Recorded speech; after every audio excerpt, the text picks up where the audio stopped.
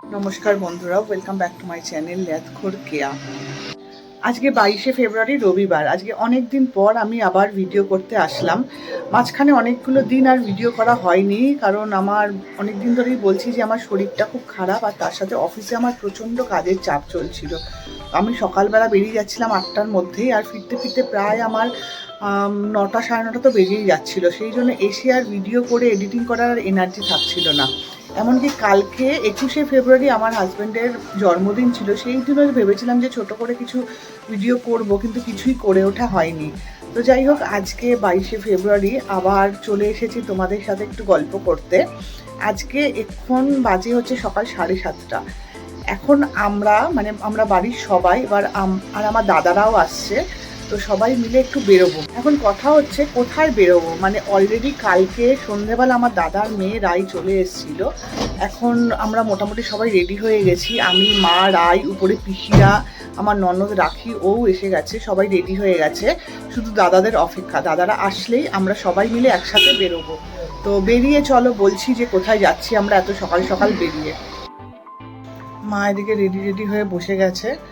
মা অনেকটা ভোরবেলায় উঠেছিল, প্রায় 5টার সময় উঠে রেডি হয়ে গেছে। উপরে নাকি পিসিরাও 5টার সময় উঠেছিল, আমি যদিও একটু লেট করে উঠেছিলাম। আর এই দেখো, সবাই রেডি হয়ে আমরা বেরিয়ে পড়েছি, দাদারাও এসে পড়েছিল। তো কে কে যাচ্ছি দেখো, এদিকে দেখলে রাখি আমার ননদ আর কি, আর আমার মা, দাদা, বৌদি, ওদিকে রাই, আর এদিকে এই যে দুই মামিকে দেখেছিলে আমার পুজোর ভিডিওতে, আর ছোট পিসি আর আমি। তো টোটাল আমরা অনেকেই যাচ্ছি, শিবও যাচ্ছে, শিবও বেরিয়ে গেছে, গাড়ি এসে গেছে আমাদের। তো সবাই গাড়িতে উঠবে বলে দাঁড়িয়ে আছে। তো মামিরা হঠাৎ করেই এসেছিল কালকে দমদমে সেজো মামির ছেলের বাড়িতে। তো আসার পর যখন শুনেছে যে আমাদের এই প্ল্যানটা হয়েছে, তো ওরা আজকেই হয়তো দুর্গাপুর ফিরে যেত, কিন্তু আমরা বললাম যে না, চলো আজকে আমরা যাচ্ছি, আমাদের সাথে ঘুরে তারপরে তোমরা দুর্গাপুর যাবে। তো বেরিয়ে পড়েছি, গাড়িতে উঠেও পড়েছি। এবার বলি যে আমরা কোথায় যাচ্ছি। আমরা যাচ্ছি ডায়মন্ড হারবারের ওইদিকে, আমতলা ডায়মন্ড হারবারের ওইদিকে বরকাচিরি বলে একটা জায়গা আছে, যেখানে একটা শিবের মন্দির আছে, সেখানে সবাই মিলে পুজো দিতে যাচ্ছি।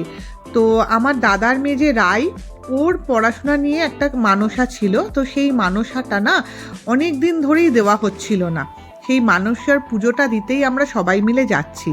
আর এই জায়গাটা না, এক্স্যাক্ট লোকেশনটা আমি বলতে পারবো না, এটা কি বাঁকড়া বলে একটা কোনো জায়গা আছে, আমি যেতে গিয়ে দেখলাম ওই জায়গায়। এবার আমাদের বাড়ি থেকে অনেকটাই রাস্তা,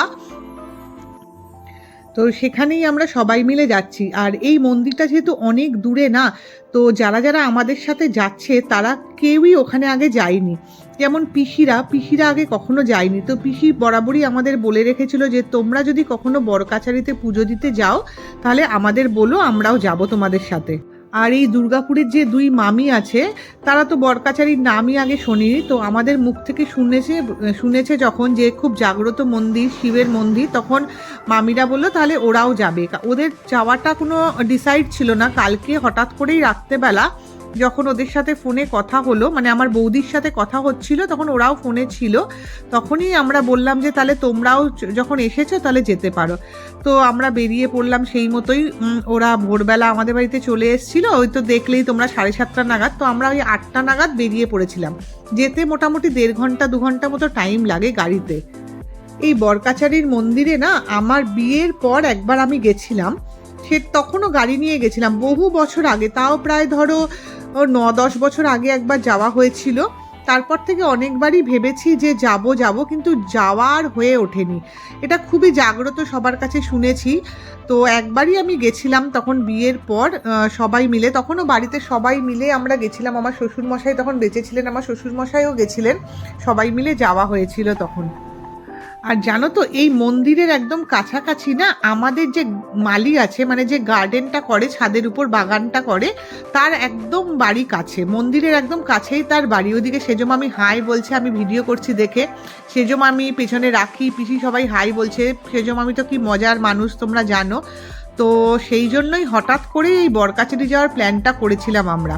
তো যে মালি আমাদের শ্যামল, ওকে বলে রেখেছিলাম যে তুই একটু কাছাকাছি থাকিস, কারণ আমরা তো বহু বছর যাই না। তো যাই হোক, দেখতে দেখতে আমরা চলেও